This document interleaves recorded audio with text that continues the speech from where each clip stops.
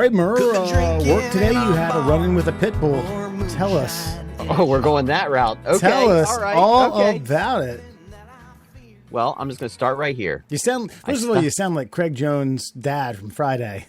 Mr. Jones, I saw a dog today. I stopped a pit bull attack with a dildo. Shoved it right in his fucking mouth. Now, I didn't know it was a dildo at the time, and I didn't know I was under attack at the time. So these kids were opening their front door. I look over. I hear the commotion. Get him!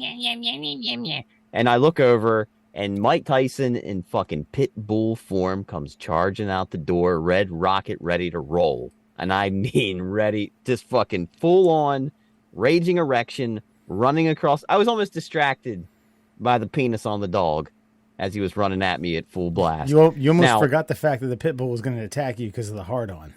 Yeah. Oh, Wow. it was. That's wild. Alan got a chuckle out of that one. Hey man, sometimes you get distracted by dicks. I don't know. It's some people. So the dog's coming at me now. This is unfortunately for me, this is kind of commonplace. I'm used to it. I don't run. There's no flight. There's only fight. So I got this package in my hand, and I got it. I got this steely grip, and he comes running at me. Damn right, you got that package in your hand. And I fucking jam it in his fucking mouth, and he like bites at it, and then I just shove his head to the side. And by the time that happens, somebody come up and grabbed him by the collar, and I'm like, ooh, adrenaline's pumping. And I'm like, all right, let's get back to this. And I'm like, what is that vibrating? It's in my hand. I'm like, what the fuck? Oh, no, that's not what I think it is it? So I squeeze the box again real hard.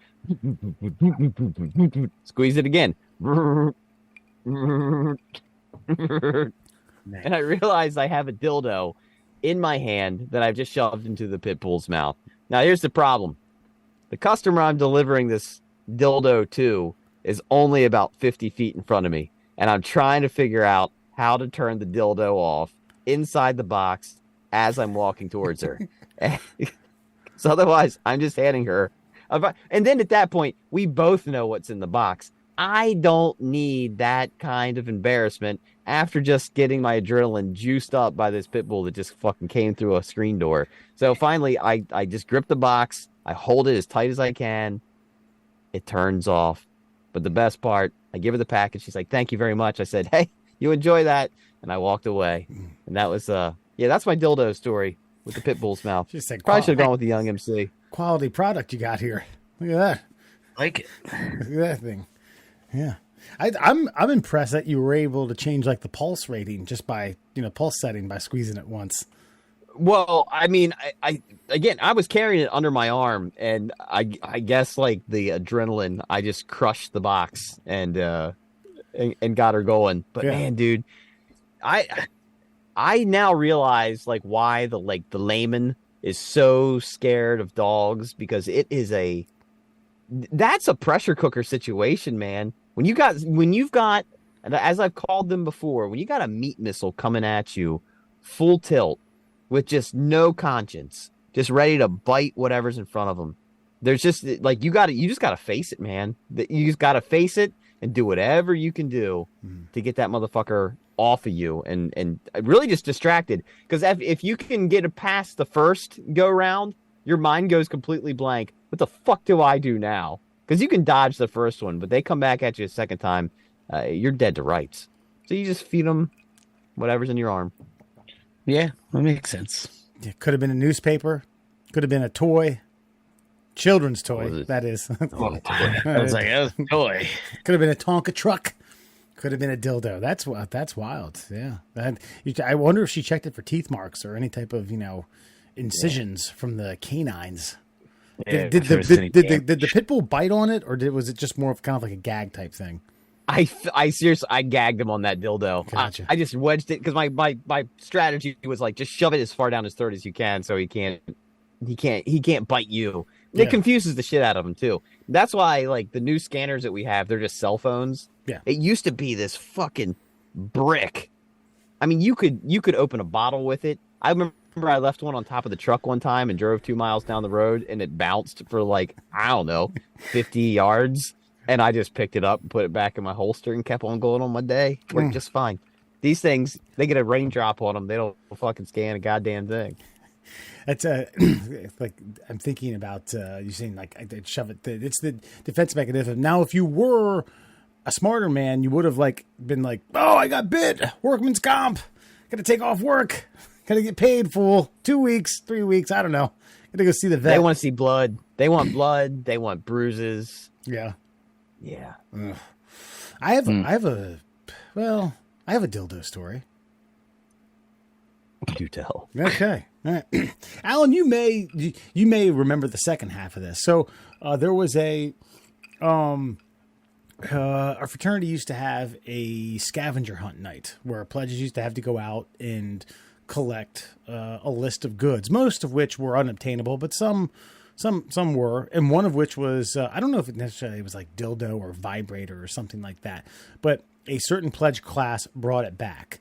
And at the time, I was like 22, was dating someone who was a little bit younger, so opted to bring it into the bedroom, kind of more as like an experimental type thing, and tucked it away in the back regions of the closet, thinking like, I'll break this out when at a later date. Forgot about it, graduated. And then while I was like, Christ, I think it was either bartending or substitute teaching. I think I had to have been subbing. I got a random phone call in the middle of the day from a fraternity brother who then moved into that room, who found it because he woke him up because it was vibrating. He woke up to like, and he was like, what the, you were the last person to use this bedroom. I was like, no, nope. Wasn't mine. Mm-mm. I was saved by a pocket pussy once. Excuse me. Woo. Had to sneeze when I was telling that story. You were saved by a pocket pussy? When I was in my youth, and we had to, the only way to get porn back then was to go to the Depot, which, of course, anybody in Cecil or Hartford County is aware of the Depot. It's really the only porn shop within a baseball throw of anywhere we lived. And somebody had coaxed me after a nice night of drinking to like, hey, man, you got $20 on you? Yeah, why? You should buy that pocket pussy. Like, this is before fleshlights, okay? This is like you had to ask the creepy guy behind the counter, can I get that? Which one? That one. Which one? The pocket pussy with the black hair. So for shits and giggles, we get the pocket pussy. We wanted to see what it feels like. We wanted to see what the hubbub was about. I never actually used it, but I did keep it in my big stash of porn.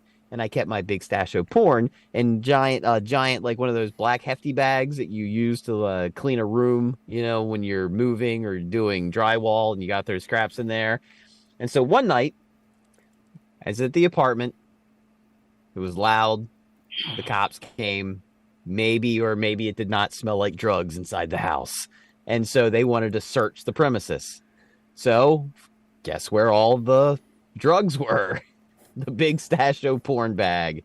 And so they start rummaging through my room. They're looking under cushions. They're going through the closet. What's in this bag? It's just, just some knickknacks and stuff. Like, we're going to see what's in the bag. So they open up this giant, hefty bag. They start sifting through, and they're being pretty thorough. They're going through going through all the magazines. They get to the videos, and then all of a sudden, I see him stop cold in his tracks. He's like, what's this? Like, what's what? This. And he points, and I look inside, like, oh, that's a pocket pussy, officer. He's like, all right, we're out of here. Let's go. Perverts. Right underneath the pocket pussy is the bag of drugs. Perverts. I don't need to buy a pocket pussy anymore. God, that's funny. You probably tell the guy behind the counter, like, oh, it's the pocket vagina. Oh, which one? Pocket vagina or the pocket pussy? You remember, I don't know if you were there, Wes. We had a fraternity brother that used to have a Christmas soiree. And there was a time where he had a smaller Christmas soiree when he lived with two ladies. And there was like a white elephant type gift exchange. Okay. And there was a mouth and a throat, like, as a pocket, like not a pocket pussy or like a legit face and throat for fuckings. And man, that thing got passed around jokingly, not sexually, all night at this party, and it was quite hysterical. Yeah, I think I showed up after that because there is a photo of me passed out on the floor with it next to me. I missed the gift exchange, unfortunately, but I showed up for the fireworks later that ensued. Middle Classholes, everyone. Murr, Alan, and Fox, man. Hey, Murr, you had a quick questionnaire / think about a classic rap song that you think might be the most wholesome rap song of all time, right? Well, okay, not just necessarily wholesome, but I'm trying to find the actual message I sent to you guys. But so there's this station I listen to. It's a variety station. They play just hits. It doesn't matter what genre, and they tend to play Young MC's "Bust a Move" quite often. And okay, I'm not a hip hop guy. You guys are. You guys kind of grew up with it. It just wasn't. It wasn't my phase. I'm not saying it wasn't my era because Tupac and Biggie were out during my high school years, but just the and then the lyrics, they're not dirty. They might allude to some things every now and again, but bust a move. You want it. You got it. Mm-hmm. So the way I look at this song, is this the song that promoted rap / hip hop into the mainstream? As Alan often points out, white people gotta like it, or it ain't a thing. I feel like, as one of the whitest humans that exists on planet Earth, that I get into that song. I like that song. I equated it to a Beatles pop song in the rap genre, which is what propel rap music into the mainstream. Tell me I'm right. Tell me I'm wrong. Let's dissect Young MC's "Bust a Move." I'd say I'll never be one person to say one song did it. That's because around that same era, Christ, you get Funky Cole Medina. Yeah, but that's different. What's different about Funky Cole Medina? And I think Murr's point here is that it's almost bubblegum. Yeah, and Funky Cole Medina is not bubblegum. No. Because you're using Funky and Cole Medina, and old white women are going to be like, "What's Cole Medina mean?" And isn't it about Rufy and a bitch? No. Sheena was a man. Well, either way, fucking look. The content of the song, Murr's right. I think. I don't know. That was just a bad choice for you. I wish by Skilo, but it came out a year or two later. Okay, yeah, that's probably in the same vein, but I think that fucking even Bust a Move's even cheesier, even more bubblegummier. You got what I need, Biz Markie? No, that's urban. That's for the culture. Okay. I mean, white people love it, but you don't hear a ton of rap fans being like, "You know what, you should fucking play that banger, bro. Bust a Move. Play that Young MC." You don't hear that a lot. Right. But you definitely hear white people at weddings be like, "Yo, hey, play Bust a Move." Gotcha. 100%. Yeah. You get what I'm saying? So I mean, he might be right. That's I think I'm with you, bro. It's 1989. I remember Principal's Office is a good song from that album too. Damn. I'm pretty sure it's 1989. Wild Thing by was it Tone Loc? Tone Loc. Yeah. Yeah. I mean, that's that song is dirty. I can't believe how dirty that song is. And it was featured in Problem Child, which was the PG movie of the year when that came out. Problem Child. Yeah, I mean, maybe I'll put it on the Mount Rushmore. I won't say it's the one, but it's one of four. The other three to be determined. I could name you a few others. Yeah, it's eluding me right now. I don't know. I mean, what about You Can't Touch This? But that was afterwards, wasn't it? Maybe by a year, 1990. But again, But that's the thing, is I feel like that song planted the seed for the masses to be okay with it. And you can hate Vanilla Ice all you want, but it took a white guy to promote rap in order for white people to get involved in rap, which MC Hammer came out at the same time. And then all of a sudden people are like, well, rap's okay. That Vanilla Ice fellas out there doing it. And then all of a sudden, you got fucking, got MC doing his thing. Wasn't that dude from Third Base making shit like in the 80s too? Guy from Third Base? Yeah. I'm 100% MC Search and Pete Nice. Oh, Jesus. Yeah, it's deep cuts right there. I guess my point is too with Young MC is like the line that I always remember. She's dressed in yellow. She says, "Hello, come sit next to me, you fine fellow. You run over there without a second to lose, and what comes next? Hey, bust a move." Like there's nothing. It's suggestive but innocent. Yeah. It's clever. It's catchy. I think that like a very kind of overlooked lyric in that song is, okay, so your best friend Larry, so your best friend has a brother Harry. In 5 days from now, he's going to marry because you, who just happens to be his brother's best friend, you're going to be his best man. How fucking weird is that? Like, hey man, I need a best man. You're my brother's best friend. You step on in. It's like me giving the roast. It's your birthday. That was fun, by the way. I appreciate that. Yeah, no problem. I appreciate that. Well, I think we could create a Mount Rushmore. If there's something before that really, I mean, I don't know. Was there some Will Smith jam that, I think I could beat Mike Tyson or Summertime or... Well, before that, I would say Sugar Hill Gang, but like that was still, again, that was like that. It was the craft was still being crafted. Right. And yes, Will Smith songs are fucking great. And they made so much money because they were pretty clean. Just all those songs, again, they had to be clean. You got to remember the era that like gangsta rap hadn't taken over yet, but gangsta rap couldn't enter the zeitgeist until someone like Young MC created a song like Bust a Move to get the masses paying attention to it, to create a genre, to open the genre up to everybody to actually to get in on it. Because think about how dirty rap and hip hop has become. Yeah. Oh yeah. There's not a lot of singer-songwriter rap artists out there. You know what I mean? Yeah, you're not going to get like a Bust a Move 2.0. Someone might sample that and then fucking and then throw in a lot of fuck yous and. Well, I was going to say they might sample it and call it Bust a Nut. I used to. That's true. The restaurant that I worked at as a teenager, we used to play that every now and then, and the chef had the perfect. Female, who won? I could fucking nail it. I always love that. Get our blood pumping in the late 90s. Real quick here, before we get to One and Done, Fun Fact Friday, and this week in Middle Classholes history.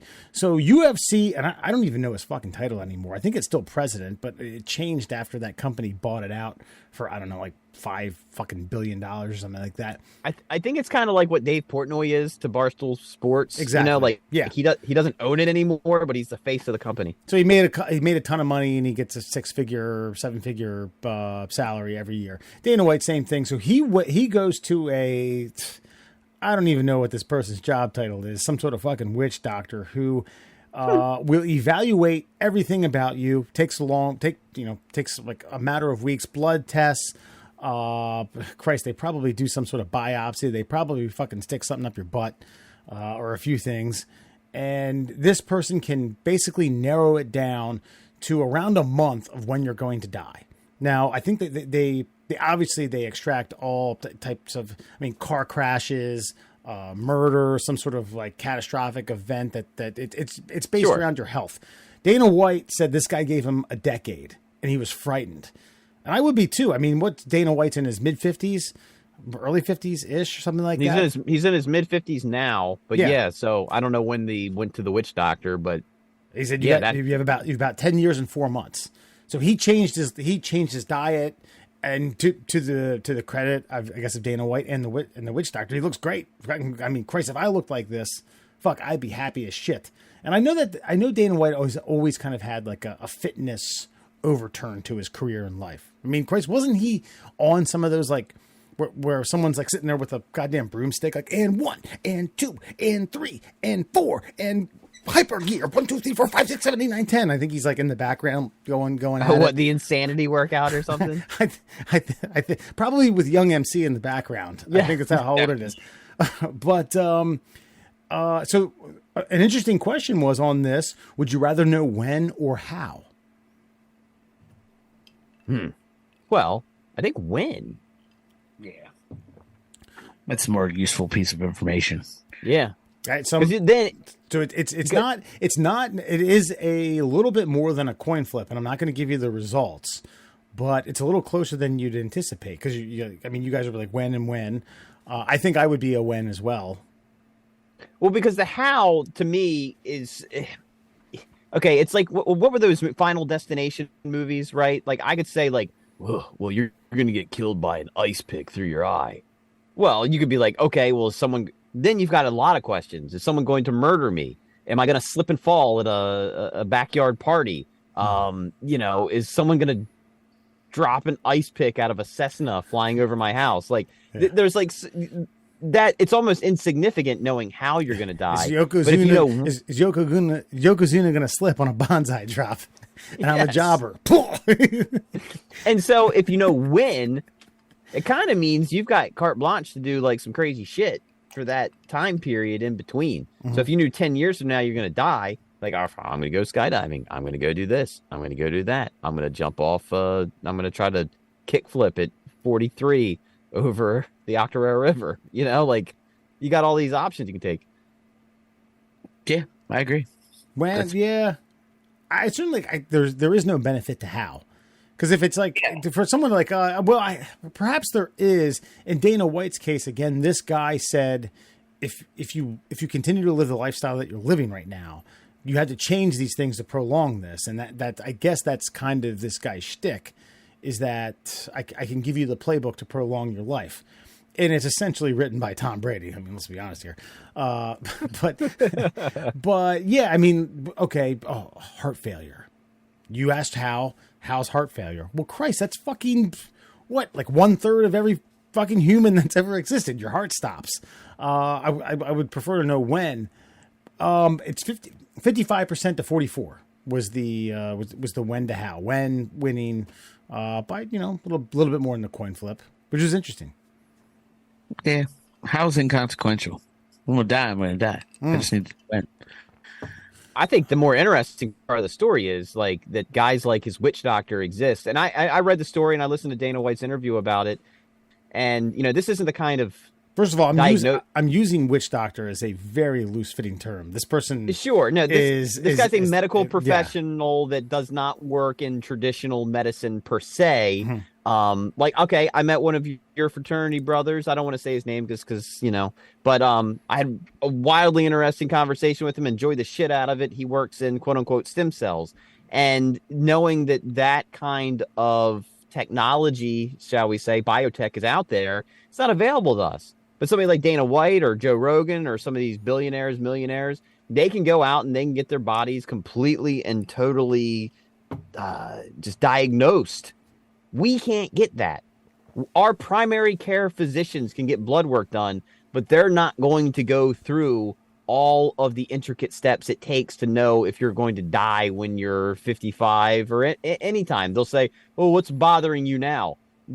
And this is the thing that pisses me off about that. It's like, I don't know. That's your job to tell me. Yeah. Take all of the biological materials you need to take from me, and you tell me what's wrong with me. These guys that have that kind of money have the ability and the option to go out and figure that out. But we don't. Aren't there certain types of, okay, so like pancreatic cancer is wildly genetic. Wildly. I mean, I think it's like 80% of them has to do with, just the genetics. I think colon cancer is the same thing. And you can narrow that down to like a 6 to 12 month window of when, you are able to catch it. And that's assuming, you're taking all the necessary steps. Like, why wouldn't this type of technology be available for those type of purposes? I mean, is it just that niche? This person just doesn't want to give up the fucking science? No. It's money. Yes, 100%. It's insurance companies. Yeah. It's pharmaceutical companies, and they run the medical. They run the way they run medicine. That's it. They're in charge. One's the boss of one, one's the boss of the other, and one is beholden to the bosses that are the bosses of each other. And because of that, like we don't get preventative care in this country. We get symptomatic care. That's it. But somebody like Dana White doesn't have to exist in that realm. He's got hundreds of millions of dollars, and he can go to a guy who owns his own laboratory, can run his own tests, is smart enough to understand the data that is produced from those tests, and then create a regimen that is specifically tailored to that individual person and not the masses and the globules of human beings that exist. Yep. Nailed it. Wait, just like, okay, then just be good enough to let the cancer go into remission for a little bit and comes back. Then you have to get 2 times. You spend twice the amount of care. I'm sorry. We shouldn't be joking around about that. I'm sorry. That's kind of dickish of me. No, joke about it because it's laughable. Like, we should be able to do this because we have the ability. Yeah. I mean, that's the first thing I thought when I read this article. Like, holy shit, there's someone who can get it down to a 4-week fucking window. And I don't listen.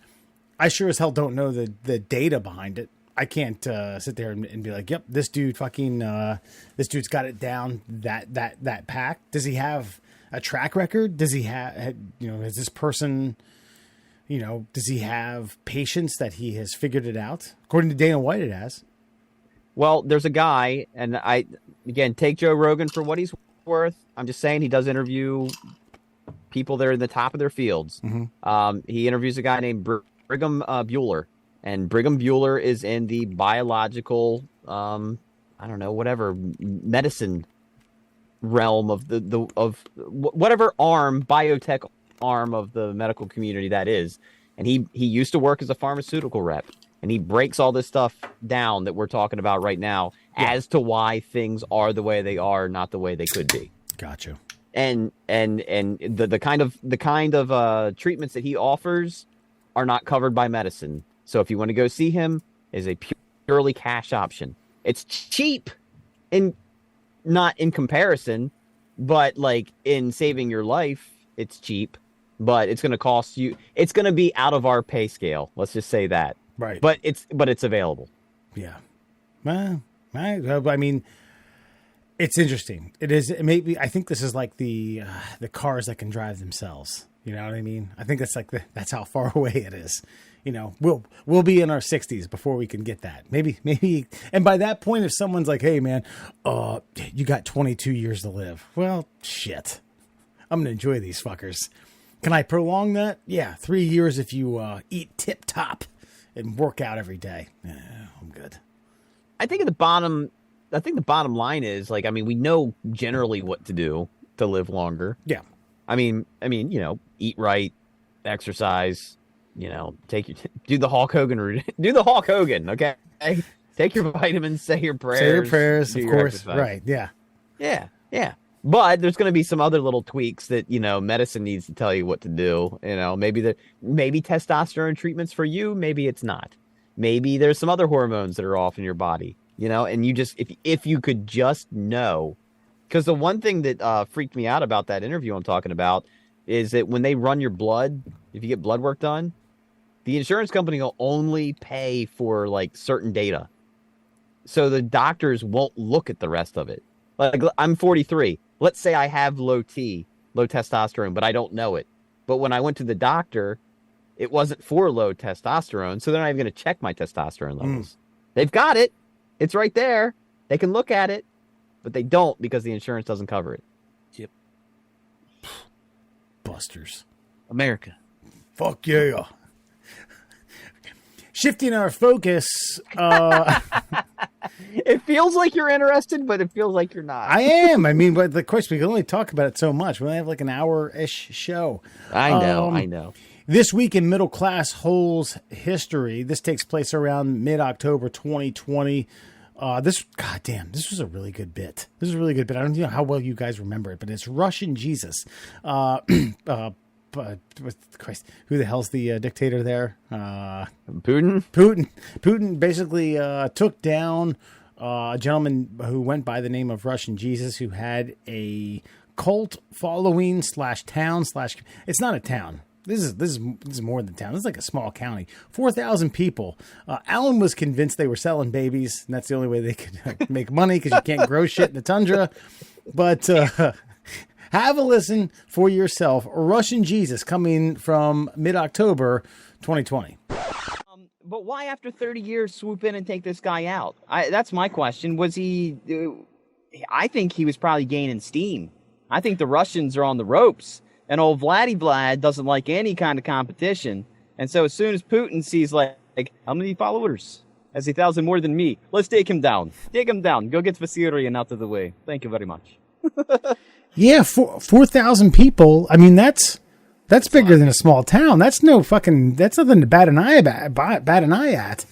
And they had no money. They had no trade. They were all vegans. It seemed like, okay, regardless of their beliefs, regardless of who they thought this guy was, obviously they thought he was Jesus. Led indirectly, they seem to be living pretty well. Yeah, and he seemed to do it right. You know, he just okay. I was born in 1961. This is New Christmas. Feast day. Yeah, you know, I mean, everything seemed to line up. Now, was he banging all the chicks? I mean, if he wasn't banging all the chicks, Definitely. then I think you've got yourself like you throw a lot of question marks up in my mind if you're not banging everybody's wife and having like communal orgies. If you're not doing any of those things, it sounds like, I mean, Andy's living in Siberia. That ain't exactly prime global real estate right there. Right. So there's a lot of hardships to just go into like living in that area. He didn't seem to be hurting anyone. It's hard to keep 4,000 people in town and then have another 6,000. So he had 10,000 people. He had 10,000 like followers, you know, 6,000 virtually, 4,000 on site, and they weren't leaving, and he didn't seem to be holding them there. Yeah. I want to know the deeper story. Why do you have to swoop in with helicopters? Why can't you just like go up and have a chat with old Vasarian? Because they were definitely selling all of those illegitimate love children on the black market. Okay. 100%. That's reading between the lines. That's what was going on. I mean, what else does a cult do in Siberia, really? What are you peddling? You know? What's the play out there? Like Murph said, it's not, you know, there's probably not a good fucking logistics system set up to move goods and services from remote Siberia to places where people consume your goods and services. Yeah, it's definitely babies. Something tells me that vegans don't do too well in Siberia. I could be wrong, though. Maybe. Yeah. I don't know. I've never been there. Well, that's probably the only thing you can do. You can't keep livestock. They just freeze to death outside. And then, you know, you probably have to create some sort of biodome to grow your own food. I don't know. I've always wanted to start a cult. It's kind of been a dream of mine to start a cult. I mean, it wouldn't be anything creepy. It'd just be like, you know, we just play video games and, I don't know, raise chickens. And just not... Do you smash all the women, though? Yeah, no, orgies? You know? No. No, no. I feel like that's like, at least 50% of why people start cults, right? Or guys start cults? No, that is like why a lot of homicidal morons start cults. But I mean, why can't we? Isn't the U.S. a cult? I mean, let's be honest. Let's call aren't all countries cults? Yes. Right. Some cults are better than others. Yeah. We're a great cult. I'm glad to be a part of this cult with you guys. It's pretty good. I mean, we set up. There are worse cults, yes. Yeah. Yeah. I mean, Cult 45. That's a worse cult. Dude. Terrible. I don't know. Billy D had me sold on it for a while, though. Lando Calrissian selling fucking malt liquor. Yeah, I mean, I think what you had said about good cults versus bad cults, yeah, 4,000 people. Listen, I don't know the ins and outs of what was going on there. I don't know if they had defectors. I don't know if they had whistleblowers. I don't know if they had any type of uprising. I don't know. All I know is that the Russian government sent in armed helicopters to subdue these people, which apparently was unviolent. No one was harmed. They arrested these 3 guys, broke it all up, said, all right, everyone go home. Everyone was like, where? Okay. Where the fuck? Right? Where do I go? But I had to think, like, there was nothing mentioned about some sort of uproar, some sort of civil unrest. So if you have 4,000 people relatively tame in Siberia, I don't know, man. I think you're doing something right. Or it's probably what Murr said. So, like, I mean, clearly Vlad was not pleased. Like, they were doing something like, okay, hypothetically, selling babies. Probably pulls in a nice chunk of coin. 4,000 people. You know what I'm saying? So they're definitely paying a little bit of scratch to Putin.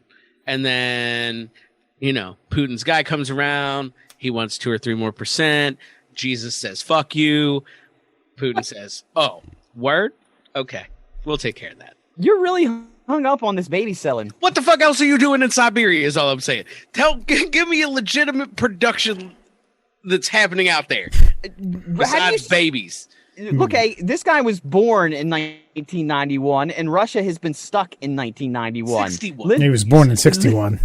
Oh, you're right. He started this cult in 1991, and Russia's been stuck in 1991 since 2001. I mean, look, the bottom line is that little cult area is probably better than living in Russia proper, which is probably.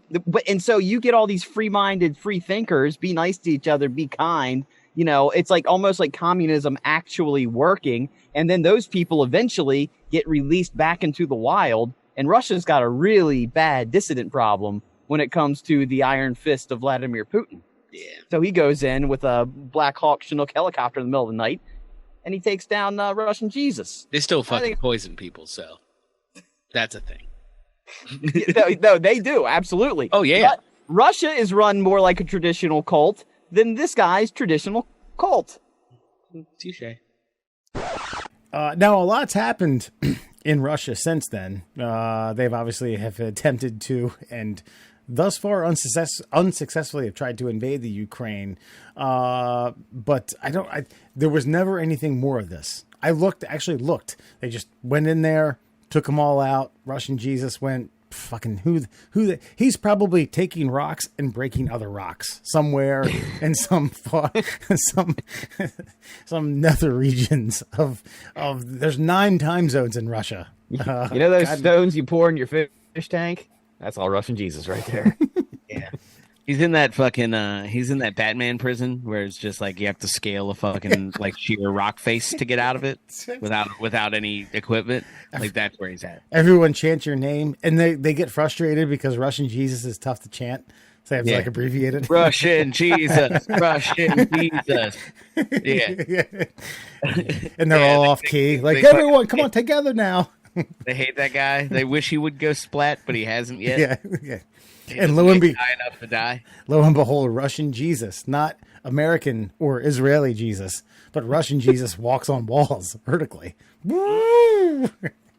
Out of here. God. I don't know if you guys went back and listened to that bit, but there was like 3 times where Alan brought up babies and Murr were like, God, you are stuck on fucking baby selling. You're like, how the hell else are they supposed to make fucking money? I mean, am I wrong? On second blush, I don't think he's wrong. Yeah.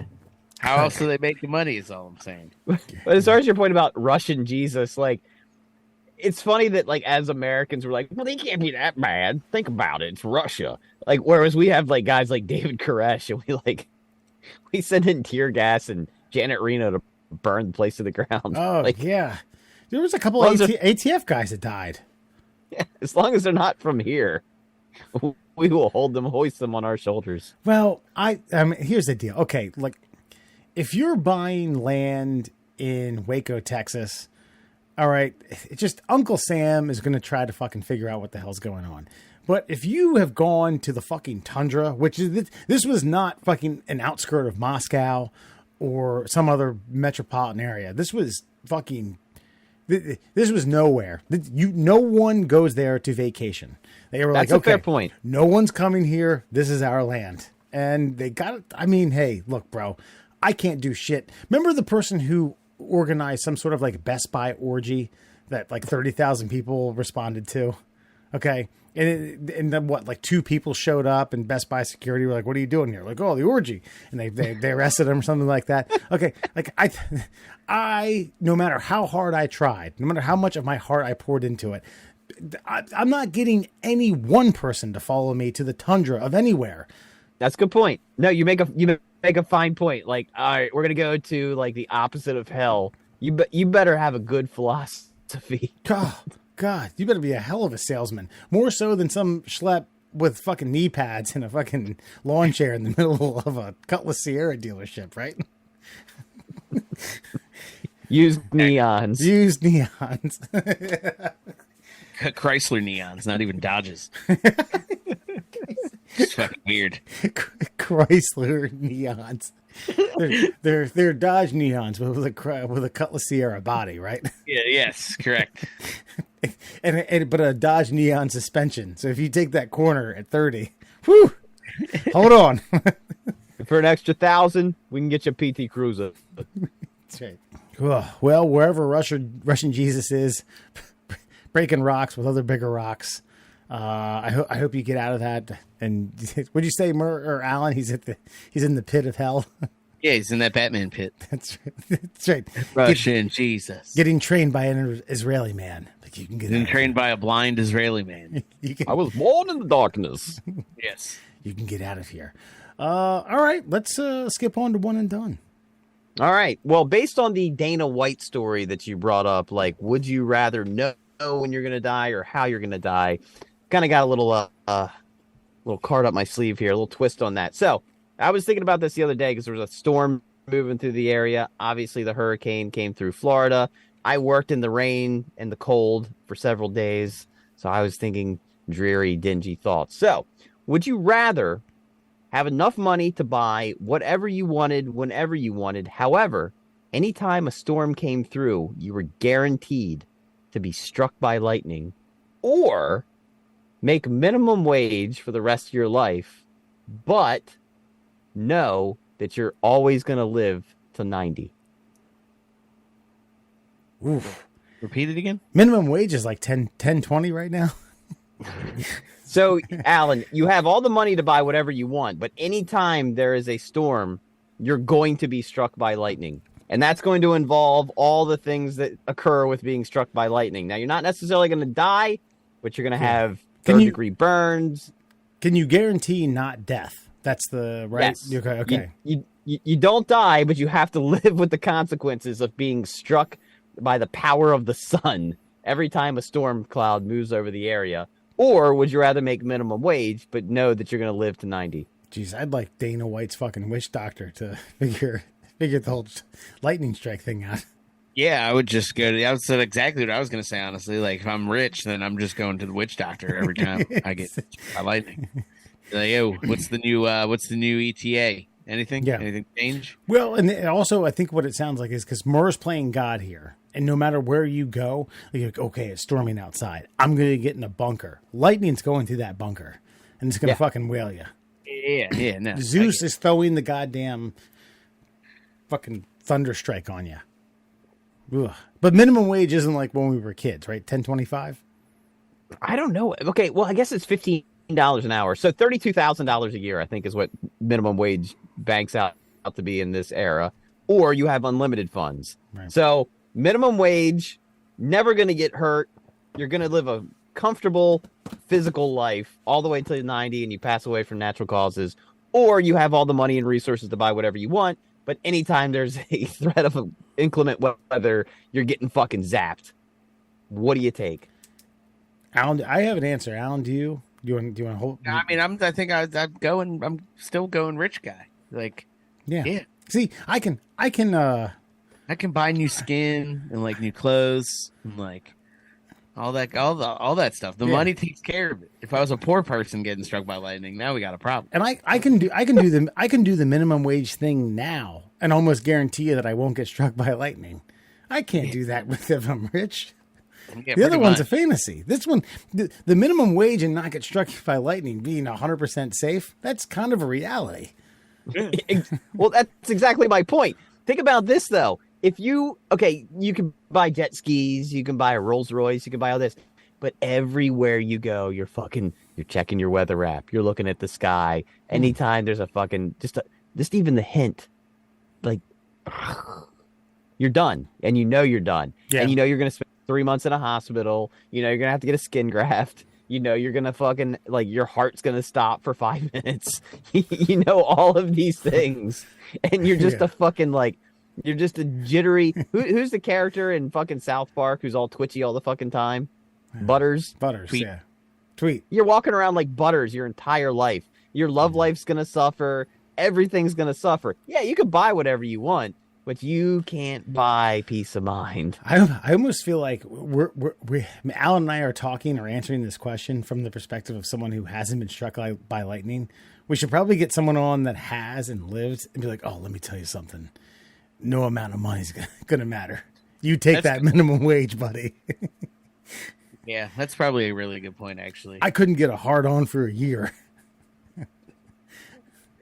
Have you ever seen a video of the guy who gets struck by lightning twice? What, in one fucking setting? There's like, it's like closed caption video footage, and he's like walking down like an alley, and boom, you see the strike, and he fucking goes down hard. And about like a minute later, he finally like comes to, he gets up, he starts stumbling down the street, boom, fucking clipped again, and is just down. He survived both of them, but he was fucked up. Like apparently, like his like calf like blew out, and he said it smelled like hot dogs. Well, maybe the dude from The Great Outdoors. Maybe he was a rich guy. Remember? Yeah, I don't remember I remember the Great Outdoors, but I don't remember this specific. There's a scene. character in that movie that got struck by lightning 67 times. Oh yes, the old guy. Yeah. Yeah, I know what you're talking about. Maybe he's the rich dude. Yeah, and that's the point though, is you end up being that guy. And no matter how big your bank account is, you're that guy. Oof. Well, yeah, I still rolled the dice. Mm-hmm. Mm-hmm. Yeah. Make me rich. Fine, fuckers. That's your one and done. I thought it was a more compelling I question. think you wanted us to not be rich, guys, but we're gonna be rich. We all scarred up, That's right. stupid rich. I'm I'm gonna be a goddamn mutant after Yeah. like the fifth one. I tell you what, I'm gonna have an orgy in the middle of a storm, and fucking lightning's gonna strike me, and I'm gonna fucking give orgasms to everyone around me. Freak people out, right? I'm gonna die, and I'm gonna come back and be like, "Look at me, I'm burnt to a crisp, but I'm making it rain." I was gonna say the only place you could really live is like the middle of the desert, and you're still gonna get struck by lightning like once every 3 years. Yeah. Yeah, go to like Vegas or something. Can make a living out there. That's right. Playing blackjack. If you're the guy, could you imagine like anytime a storm came in, I would just make an event. I'd be like, "Hey guys, you guys gonna come watch me fucking not die? Check this shit out." Pow! Oh, I'm fucking rich. If you think Sigmund and Freud have a good show, watch this. You think watch the guy get eaten by a tiger or something?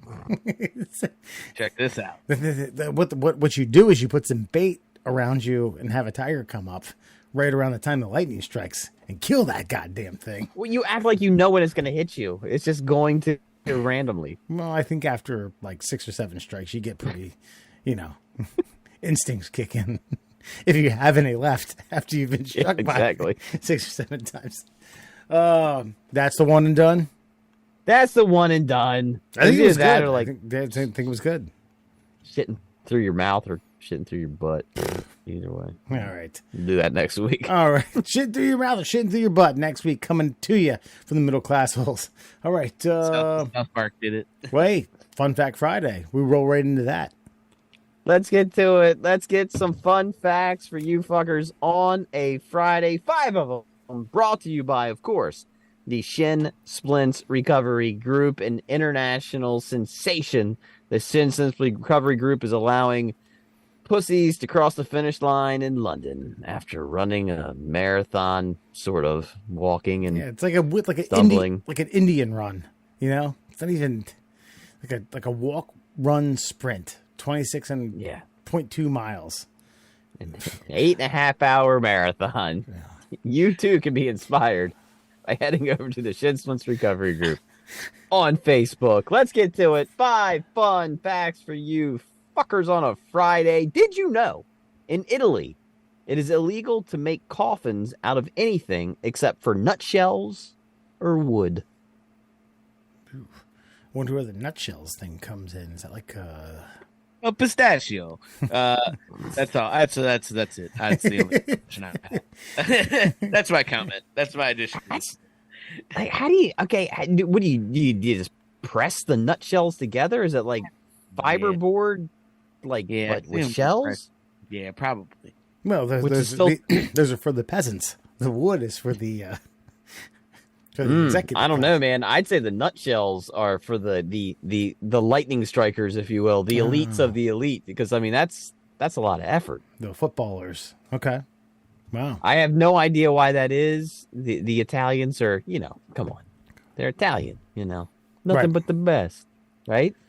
I mean, you're still going to have to convince me about a nutshell coffin being nothing but that. I think coffins are ridiculous anyway. I think Agreed. it should be cremated, but Turn me up. perhaps I'm just going to have to see some James Earl Jones narrated documentary about, nutshell. I'm like a child. I'm laughing at nutshelled coffin. That's all. Well, there's a guy also, I believe he's from Italy. He has a company and he will take your body, he'll take your corpse, natural, and he'll put you in a sack with a tree seed, and they'll plant you in the ground, and your body will feed the seed, and you grow into a tree. Hey man, that's beautiful. See that people like Western culture is going to poo-poo that and be like, "Oh God, I can't believe that." Like that's unbelievable. Plant me down. That's honestly what I want. Throw me down. Have a keg there. Have my friends be like, "God damn, Wes had a huge penis." I'm God bless him. pissing on your tree. That's fine. I hope you I do. champion it. Yeah. I champion you're pissing on me. I'm watering you. Take a dump. Thank you. Take a dump, and then pee to water the dump down. Say less. Consider it done. If you leave before me, I will shit on your tree grave. No, I saw this like 10 years ago. Can't wait. I saw this like 10 years ago. Yeah, he gets your body. He puts you in the fetal position. He encases you in some sort of like I don't know, like fibrous sack, and then they put a tree seed in there, whatever tree that you wish to be, and then they plant you in the ground, and your body decomposes and feeds the seed, and the tree grows from that. Yeah. See, I think if you were a really good trickster, you would fake your death and then have him do that and then bust out of the fucking ground. Like, ha, got y'all. Alan's got his dick out like, wait a minute, I was going to pee on you. I was peeing. You told me to shit on you. Not today. I can't stop now. Let me get a little dribble. All right. Yeah. Now, they do, like, I've seen another company that does, they turn you into, like, artificial coral reef. Like, drop it. Yeah, we talked about this. Yeah, We're gonna because I drop said you in- I would have no problem with crabs fucking nibbling at me. Yeah. That's what I was, we were doing something. Actually, I think it might have been around my grandmother's funeral, and I deal with things with comedy. And we were probably in some place that I shouldn't have been talking, and I was like, babe, you could just fucking like get like a fucking like dump truck, or like get like a decent sized fucking like pickup truck, and just roll over the Bay Bridge and just slide me off once you get to the apex, and just fucking dead body all the way down into the bay. Just Ain't the first. Yeah. Feed What? me to the crabs, baby. Watch it not work. It hits one of the pillars. Yeah. I was like, do one of those like Steve-O jackasses where they were driving over a bridge and he jumped off and almost hit a fucking Jersey wall or something, like the retaining wall. Like, yeah, just do one of those. Get one of those. Get like a catapult and just leave my body on the roof, and just when you get to the apex, just boop, Right. fucking flip me up. Fling me over. Christ. Dude. If my body doesn't do a Nordberg from fucking Naked Gun off the top of the fucking mezzanine, then I don't want it. Yeah, I will be. And listen, if I outlive you, I will be Leslie Nielsen walking away. Like, all right, yeah. Case solved. Case solved. Isn't it wild that like you have to get a permit for a green death? My mom wants a green death. She just wants her body. She doesn't want it. She doesn't want any formaldehyde. She just wants to put in a pine box and throw it into the ground. I'm like, all right, I'll do that. There was no permits for fucking GNU in a goddamn Washington club, you know?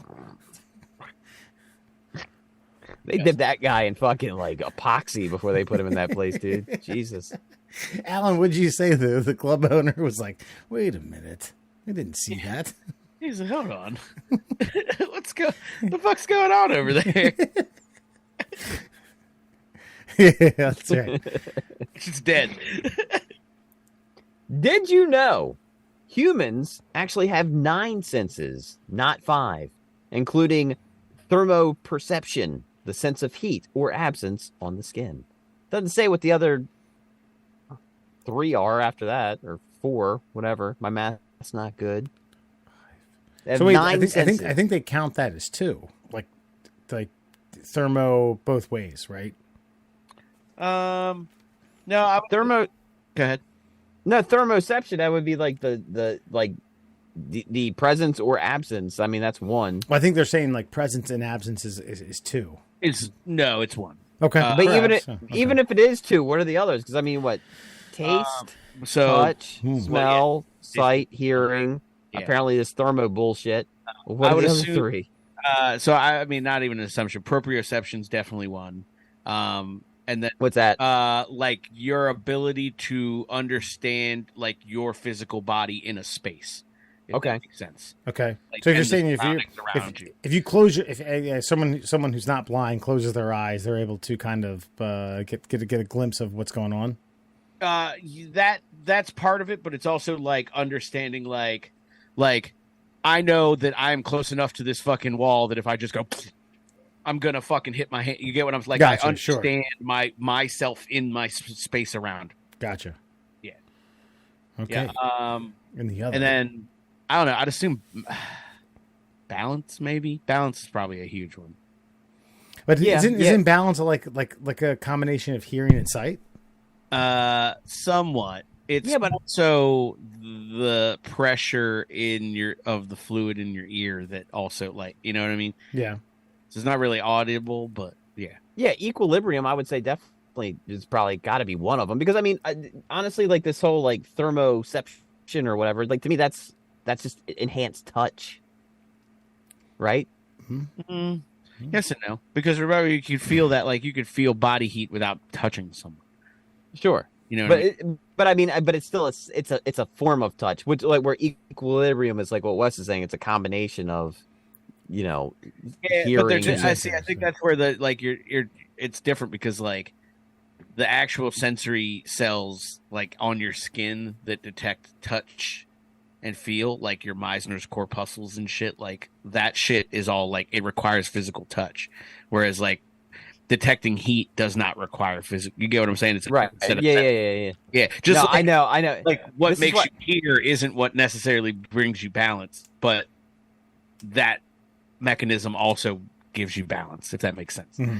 Which is why there's only 5 senses, because scientists don't feel like explaining this bullshit to this fucking... Yeah, because they were like, look, man, we're very complex creatures, and just look, taste, smell, hear, fucking touch, idiots. Like, just make it 5.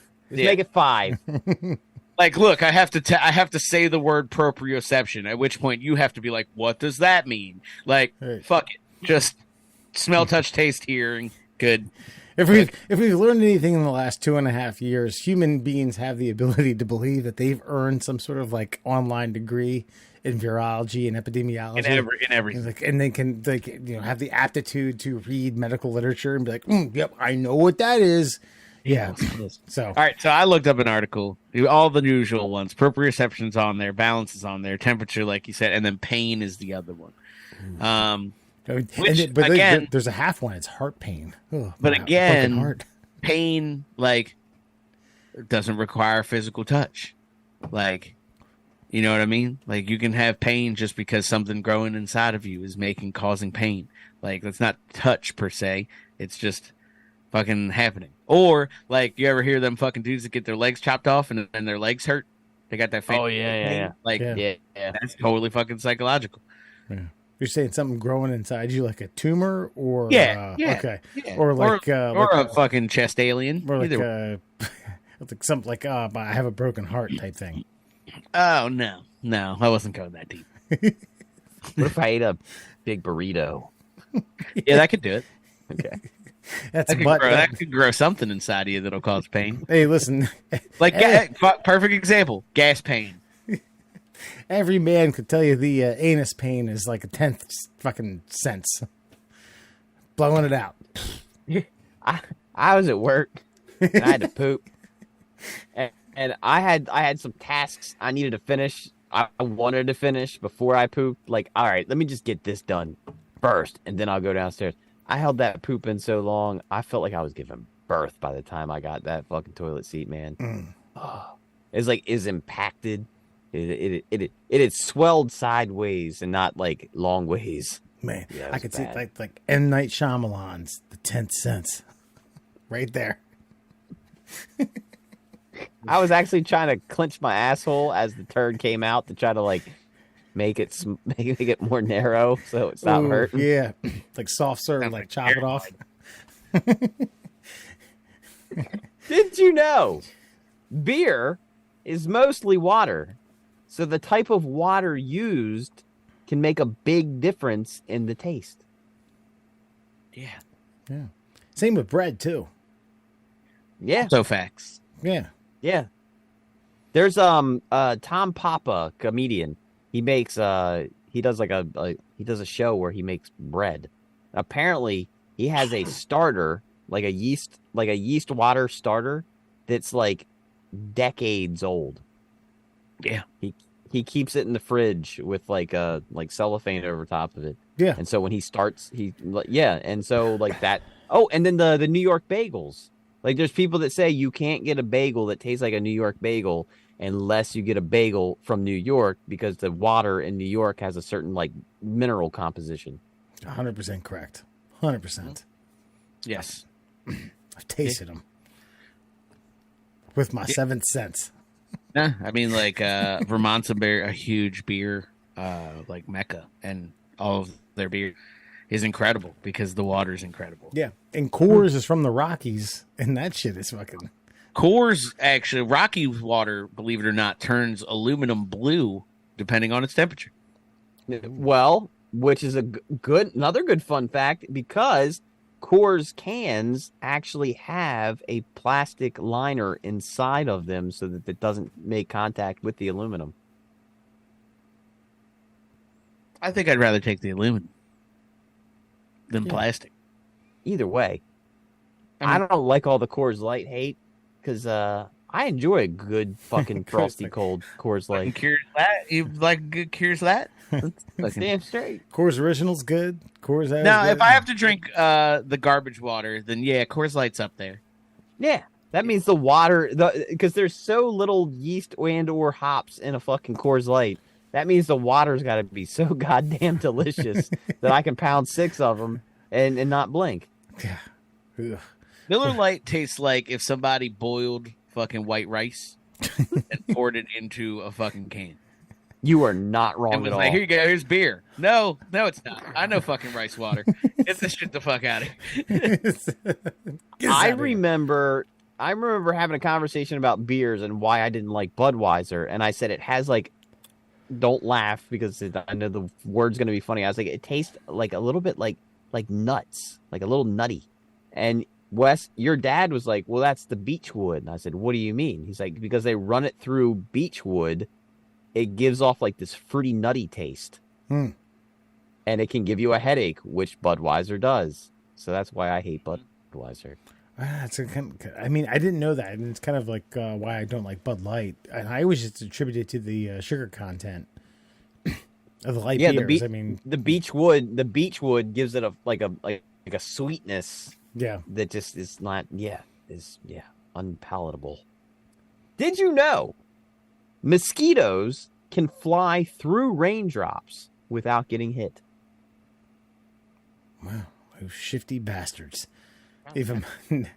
No, and that's wild because I mean, Christ, what do they not fly during fucking monsoons? No, I guess it's because I guess it's their size, and honestly, maybe it's their size mixed with like the fluttering of the wings. Maybe it makes just such a vibration and a wind pattern that when the raindrop comes, that like it just literally vibrates through it. They're 12th and 13 cents. Oh, Jesus Christ! I'm glad I read that one. And they obviously are millionaires. They won't get struck by lightning or rain. Now that's wild. And that Christ, I think. Okay, now that I think about it, when I've gotten bitten by a mosquito and I slap at it and it goes away and then comes back and I slap again, and I'm like, all right, I'm gonna Mr. Miyagi this motherfucking thing, and I can't get it. Now that I realize that this thing is like probably dodged thousands upon thousands upon thousands of raindrops. My hand and my fucking instincts and my goddamn Mr. Miyagi like iron fucking fist reflexes are just nothing to this thing.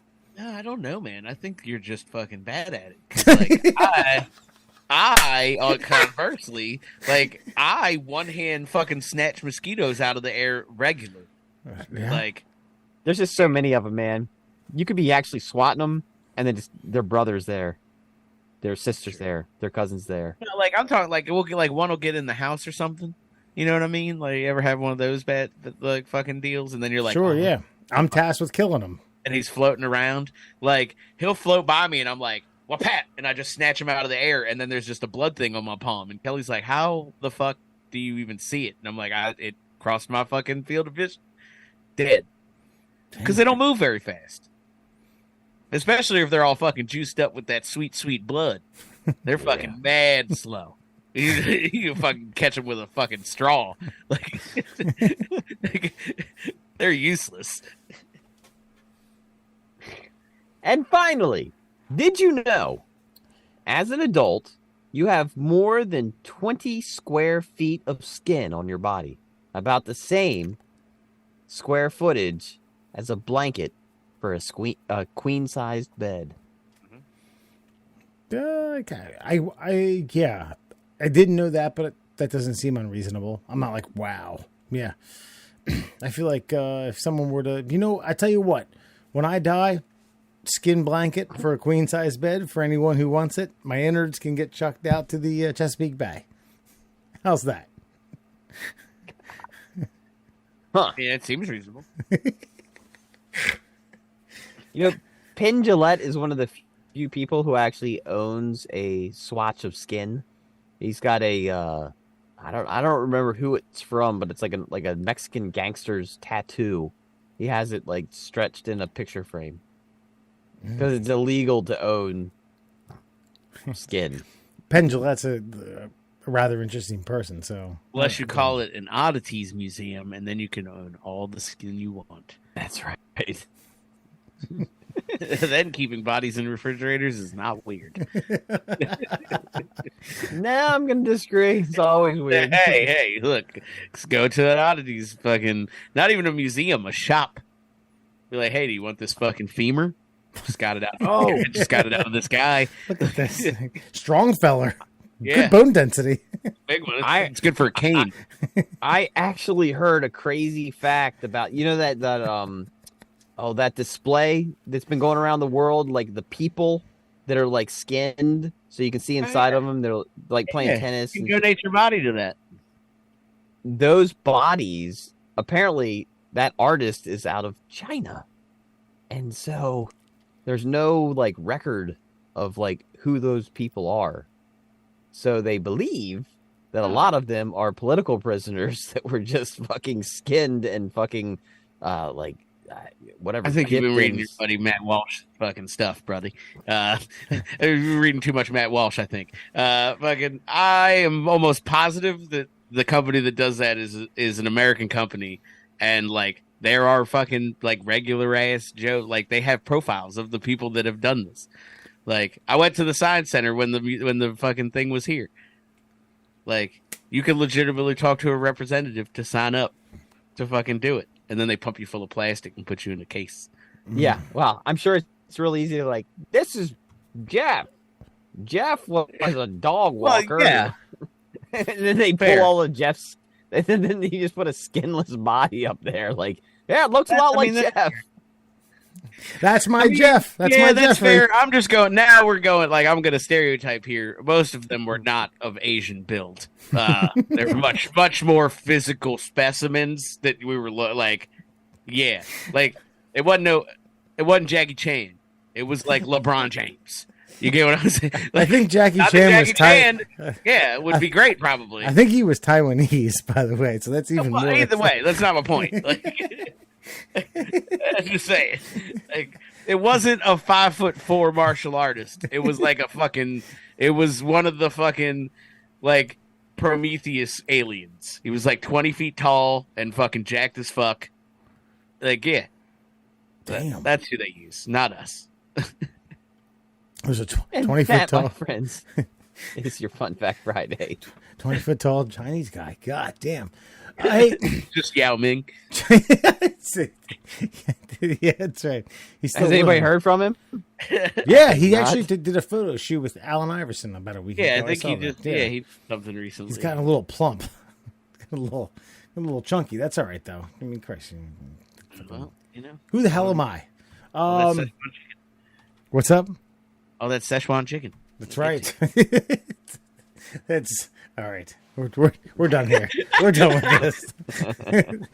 Before you go, hey, this comes out of newsbreak.com. So apparently Scientology shut down by the Supreme Court in a bid to keep Danny Masterson's alleged victims out of the civil court battle from the public eye. So Danny Masterson, Hyde from That 70s Show, was doing some things that may or may not have been slightly inappropriate. Seems relatively inappropriate.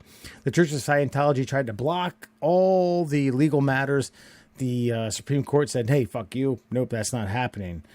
That's the gist of it. Did you guys know that Danny Masterson was in this kind of trouble? Yes. Okay, I didn't. Oh, yeah. And I guess does the Church of Scientology have that type of pull to somewhat like stalwart the United States Supreme Court? Well, yes, because they are a religious organization, just much like the Catholic Church was able to hide their kid diddling for so long. Pun intended. Okay, and will he be in a world of shit in a few years? Oh yeah, I mean, world of shit. He's an actor. What was the last thing you remember him acting in? That 70s show. In fact, his brother, Chris Masterson, who was in Malcolm in the Middle, what was the last thing you remember him acting in besides Malcolm in the Middle? But he was the worst Masterson. So. I have a sister. She was in The Walking Dead. Yeah, wasn't there a pro wrestler who had the master lock? Yes, Chris Masters. Yeah. In fact, it's just the Masters, funniest thing not Masterson. Sorry. The funniest thing was I remember he had to take a quote leave of absence from the WWE and came back about 30 pounds later and about 100% not shredded.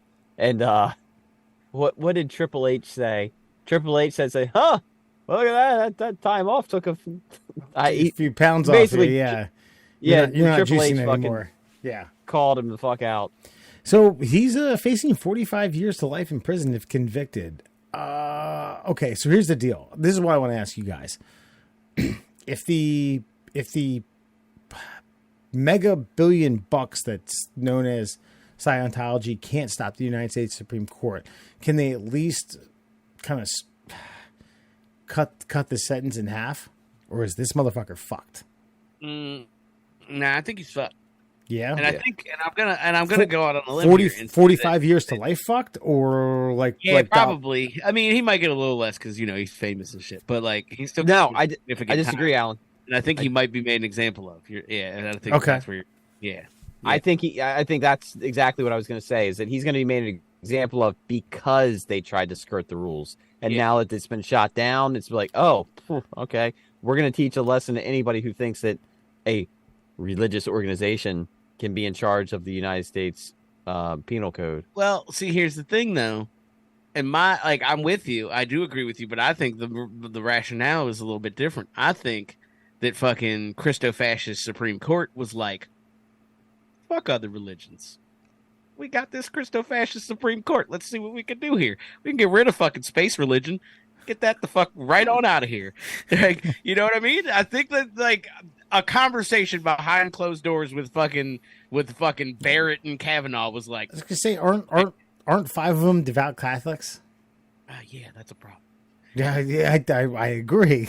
And listen, the enemy of my enemy is my friend type shit. Like, I'm not pissing on the fact that they were like, oh, Scientology, fuck you. But I step in the right direction.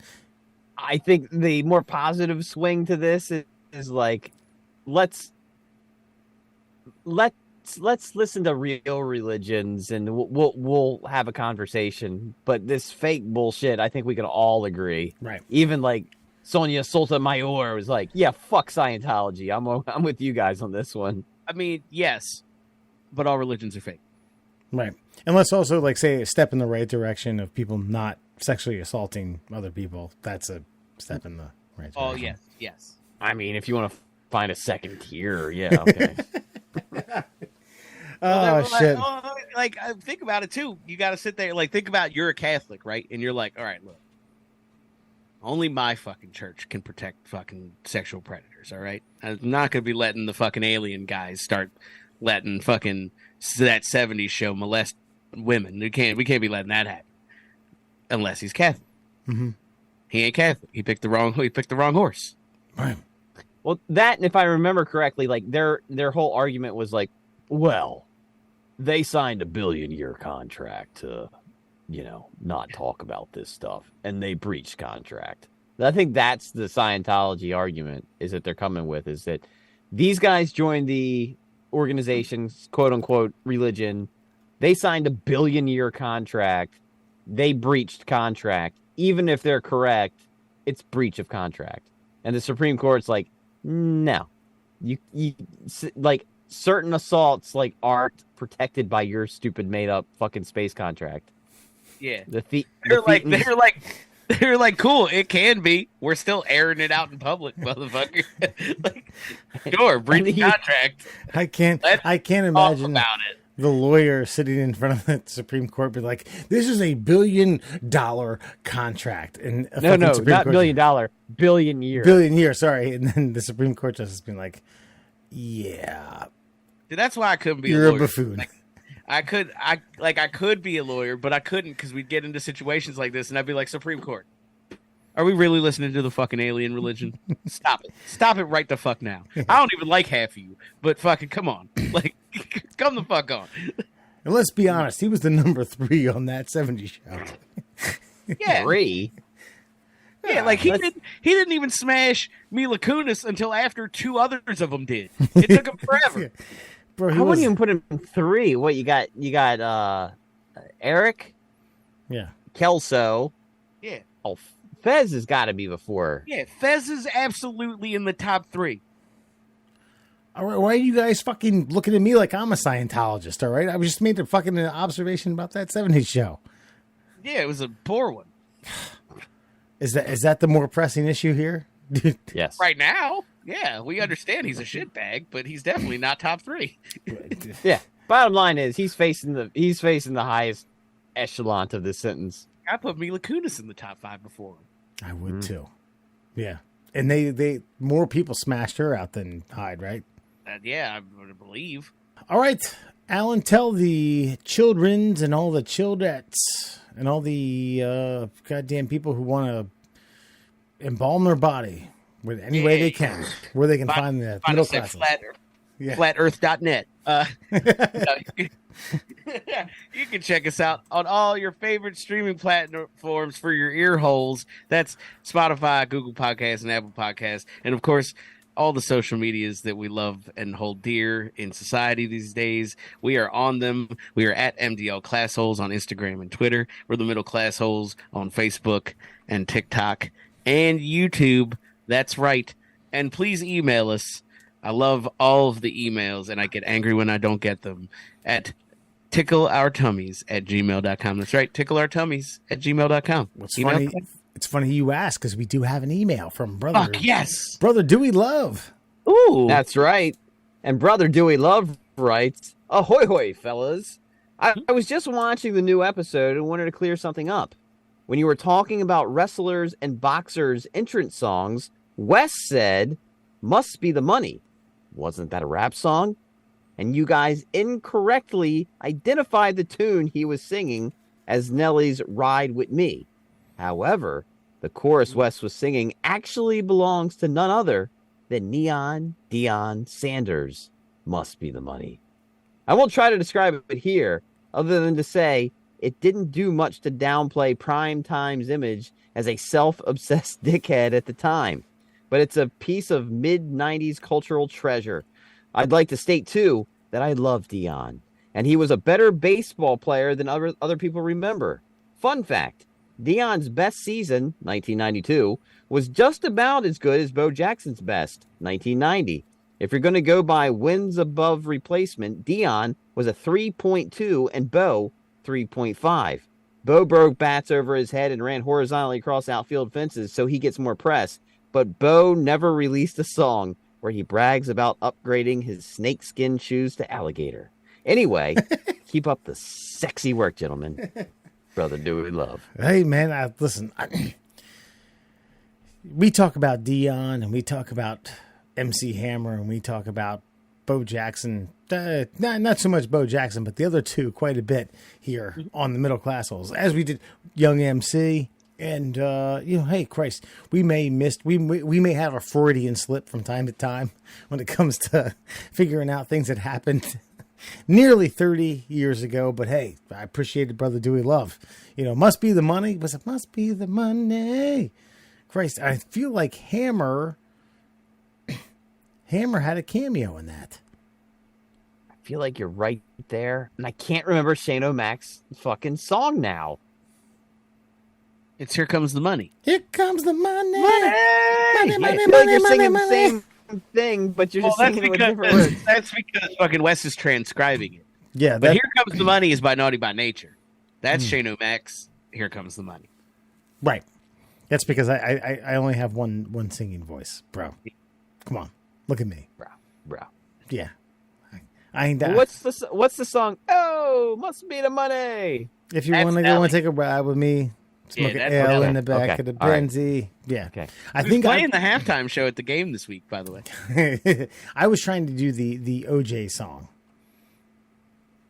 The OJ song. Boom, that one. boom, boom, boom, boom, boom, boom, boom, Money? money, money.